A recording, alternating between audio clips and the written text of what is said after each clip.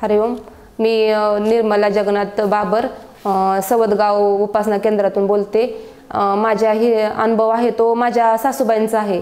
माझे सासूबाई म्हणजे मी करायचे बापूंचं, पण माझ्या मिस्टरांना विश्वास वाटत नव्हता.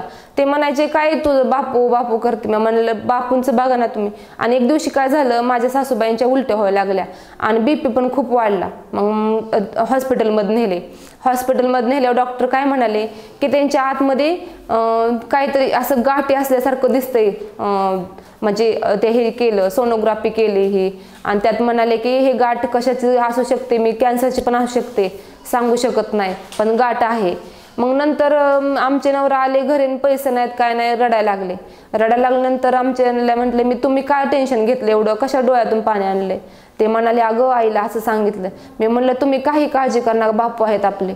मग ते बापू आहेत म्हटले. मग ते म्हणलेले काय करू मी. मग म्हणलं उदी घ्या आणि तुम्ही हे अनिक वाचा, अनिक वाचा आणि तुम्ही जावा हॉस्पिटलमध्ये. त्यांनी अनिक वाचले सकाळ सकाळ आणि बापूला म्हटले बापू तू खरंच असला बापू तर माझ्या आईचा रिपोर्ट नॉर्मल येईल आणि आम्हाला मोठ्या हॉस्पिटलपर्यंत जाण्याची वेळ लागणार नाही. आणि खरंच त्यांनी अनेक सकाळचं वाचलं, बापूंची उदी घेतली, स्वतः लावली आणि आईला पण नेली हॉस्पिटलमध्ये त्यांच्या. मग आमच्या सासूबाईंकडं मग नेले, सासूबाईंना उदीही लावले आणि तिथं सोनोग्राफी ही केले. तर डॉक्टर म्हणाले नॉर्मल, हे पित्ताचे खडे आहेत, त्याची गाठ आहे, असं काय होणार नाही, रिपोर्ट नॉर्मल आला.